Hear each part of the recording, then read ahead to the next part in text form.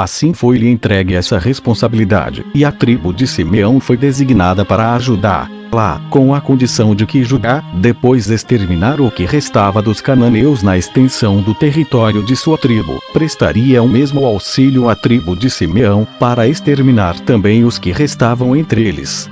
Capítulo 2. As tribos de Judá e de Simeão derrotam o rei Adoni-Bezeque e tomam várias cidades. Outras tribos contentam-se em tornar tributários os cananeus. 195. Juízes 1. Os cananeus eram então muito poderosos, e a morte de Josué os fez acreditar que podiam vencer os israelitas. Reuniram, para esse fim, um grande exército perto da cidade de Bezeque, sob o comando do rei Adoni-Bezeque, isto é, senhor dos bezequinianos, pois Adonis em hebreu significa senhor. As tribos de Judá e de Simeão combateram-nos tão valentemente que mataram mais de 10.000 deles e puseram todos os outros em fuga. Prenderam Adoni-Bezeque e cortaram-lhe os pés e as mãos. Nisso se viu um efeito da justa vingança de Deus, que assim permitiu fosse esse cruel príncipe tratado da mesma maneira como já tratara 72 reis. Levaram-no nesse estado até próximo de Jerusalém, onde ele morreu e foi enterrado. Tomaram em seguida várias cidades. Sitiaram Jerusalém e tornaram-se senhores da cidade baixa, onde mataram os seus habitantes. Mas a cidade alta conservou-se tão forte, pela sua posição e por suas fortificações, que eles foram obrigados a levantar um cerco. Atacaram a cidade de Hebrom, tomaram-na de assalto e mataram-lhe também todos os habitantes, dentre os quais estavam alguns da raça dos gigantes. Eram homens de estatura enorme, olhar terrível e voz espantosa, em cujo aspecto mal se poderia acreditar. Ainda hoje podem ser vistos os seus ossos. Como essa cidade ocupa um lugar muito honroso nesse país, deram-na aos levitas, com a extensão de 2.000 côvados em redor, segundo a ordem de Moisés. O resto do território foi dado a Calebe, que era um dos que haviam sido mandados para fazer o reconhecimento do país. Teve-se também o cuidado de recompensar os descendentes de Jetro, o midianita sogro de Moisés, porque eles deixaram o seu país para seguir o povo de Deus e participaram das tribulações que os israelitas haviam suportado no deserto. As tribos de Judá e de Simeão, depois de atacar as cidades situadas nos montes, desceram para a planície e se espalharam em direção ao mar, tomando dos cananeus as cidades de Asquelon e Azor. Mas não puderam tornar-se senhores de Gaza nem de Acaron, porque estavam em lugar plano, e os sitiados lhes impediam a aproximação com um grande número de carros, obrigando-os a se retirar com perdas. Assim essas duas tribos voltaram para desfrutar em paz a presa que haviam feito. A tribo de Benjamim, em cuja partilha estava Jerusalém, deu paz aos habitantes dessa grande cidade, satisfazendo-se em lhes impor um tributo. Assim, deixando uns de fazer a guerra e outros de vagar a esmo, puseram-se a cultivar e a valorizar as suas terras, e as outras tribos, imitando-as, deixaram também em paz os cananeus, contentando-se em fazê-los tributários. A tribo de Efraim, depois de sitiar durante muito tempo a cidade de Betei sem conseguir tomá-la, não deixou de insistir nessa empresa. Um dos habitantes que para lá transportava víveres, caiu por acaso em suas mãos. Então prometeram-lhe com juramento salvá-lo e a sua família, se ele os introduzisse na cidade. O homem deixou-se convencer e, por meio dele, apoderaram-se de Betei. Mantiveram a palavra dada a ele, porém mataram todos os outros. O Ecrom. 196. Juízes 2. Os israelitas deixaram então de fazer guerra, desejando apenas desfrutar em paz e com prazer os muitos bens de que se viam cumulados. Sua abundante riqueza lançou-os no luxo e na volúpia. Não se incomodavam mais em observar a antiga disciplina e tornaram-se surdos à voz de Deus e às suas santas leis. Assim, atraíram-lhe a cólera, e ele lhes fez saber que era contra a sua ordem que eles poupavam os cananeus e que tempo viria em que, no lugar da bondade dispensada aos cananeus, experimentariam a crueldade deles. Esse oráculo deixou-os assustados, no entanto não os fez mudar de ideia e recomeçar a guerra, por causa dos tributos que recebiam daqueles povos e porque as delícias os haviam tornado tão efeminados que o trabalho agora lhes era insuportável. Não havia mais entre eles nenhuma forma de república. Os magistrados não tinham autoridade e não se observava mais o antigo costume de eleger senadores. Ninguém se incomodava com o povo e cada qual só pensava no interesse e no lucro próprios.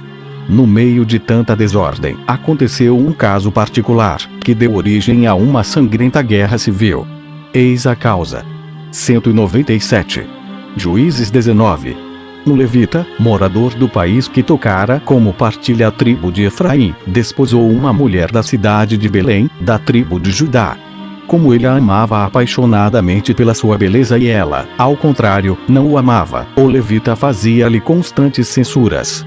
Ela cansou-se de a suportar e, ao fim de 4 meses, abandonou-o, retornando para a casa dos pais. Esse homem, impelido pela violência de seu amor, foi buscá-la. Eles o receberam com muita bondade e reconciliaram-no com a mulher. Depois de ele ter ficado ali 4 dias, resolveu reconduzi-la para casa. Mas como essa boa gente sentia separar-se da filha, ele só pôde partir à tarde. A mulher ia montada numa jumentinha, e um criado os acompanhava. Haviam percorrido uns 30 estádios e já se encontravam perto de Jerusalém, quando o criado os aconselhou a não passarem além, com medo de que lhes faltasse a luz do dia, pois muito se tem a temer durante a noite, mesmo estando entre amigos, e eles corriam muito mais perigo por estar perto de seus inimigos. O levita não aceitou o conselho porque os cananeus eram senhores de Jerusalém, e ele não poderia hospedar-se em casa de estrangeiros. Preferia andar ainda 20 estádios até a casa de alguém pertencente à sua nação. Assim, chegaram bem tarde à cidade de Gibeá, que era da tribo de Benjamim. Permaneceram algum tempo na grande praça, sem que ninguém se apresentasse para recebê-los em casa. Por fim, um velho da tribo de Efraim, estabelecido nessa cidade, voltando do campo, encontrou-os nesse lugar. Perguntou ao levita quem ele era e como esperara até aquela hora tardia para se recolher. Respondeu-lhe que era da tribo de Levi e reconduzia a mulher da casa de seus pais para a terra de Efraim, onde ele residia. O velho soube então que o homem pertencia à sua tribo e levou-o para casa. Alguns moços da cidade, que os tinham visto na praça e admirado a beleza da mulher, vendo que ele se recolhera à casa desse velho, o qual não tinha forças para defendê-la, foram bater-lhe à porta exigindo que lhes entregasse a mulher. Rogou-lhes ele que se retirassem e não lhe causassem tamanho desprazer. Como eles insistiam, disse-lhes que era a sua parenta da tribo de Levi e que eles não poderiam, sem cometer um enorme crime, calcar aos pés o temor das leis para satisfazer a própria luxúria. Eles zombaram de suas palavras e ameaçaram matá-lo se continuasse recusando entregá-la.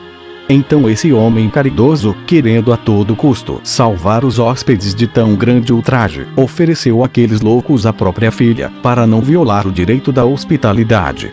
Nada, porém, os pôde contentar. Desejavam insistentemente aquela mulher e a levaram à força, ficando com ela durante toda a noite.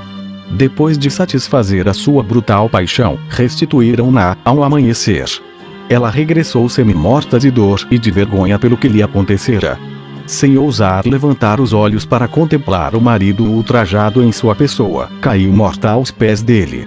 Ele julgou que ela estava apenas desmaiada e esforçou-se para fazê-la voltar a si e consolá-la, dizendo que, embora não fosse possível diminuir a grandeza da injúria que ela recebera, não devia deixar-se levar pelo desespero, pois não tendo dado absolutamente consentimento, sofrerá a mais horrível de todas as violências. Depois de lhe ter assim falado, percebeu que ela estava morta. A dor excessiva quase o fez perder o juízo, e ele tomou o corpo, colocou sobre a jumentinha e o levou para casa. Então partiu-o em 12 pedaços, mandando um a cada tribo com a informação do que se havia passado.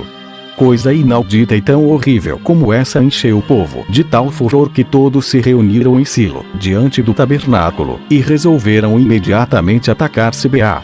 O Senado, porém, fez-lhes ver que não se devia tão levianamente declarar guerra aos daquela cidade, sem antes se terem mais particularmente informado do crime, pois a lei proibia tal procedimento, mesmo para com os estrangeiros, e exigia que se mandassem embaixadores para pedir satisfação.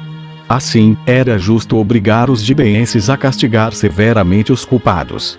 Se eles o fizessem, os hebreus dever-se-iam contentar com o castigo, mas caso recusassem executá-lo, a afronta seria vingada pelas armas. Tais palavras os convenceram, e mandaram embaixadores a Sibeá para dar queixa do crime daqueles moços, que ao violentar uma mulher, haviam também violado a lei de Deus, e pedir que lhes aplicassem a pena de morte, pois a mereciam.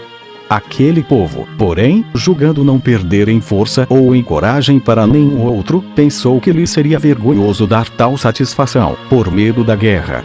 Assim preparou-se para lutar, e com ele todo o resto da tribo de Benjamim. As outras tribos ficaram de tal revido irritadas com a recusa em fazer justiça, que se obrigaram por juramento a não dar nenhuma de suas filhas em casamento aos daquela tribo, e a fazer-lhes uma guerra ainda mais sangrenta que a empreendida por seus predecessores aos cananeus. Puseram-se a seguir em campo com 400.000 homens, para atacá-los. Os da tribo de Benjamim contavam apenas 25.600, dentre os quais 500 tão valentes, que se serviam das duas mãos, usando uma para atirar com a funda e a outra para combater. A batalha travou-se perto de Gibeá. Os benjaminitas foram vitoriosos. Mataram 22.000 de seus inimigos, e teriam matado muitos outros se a noite os não tivesse separado.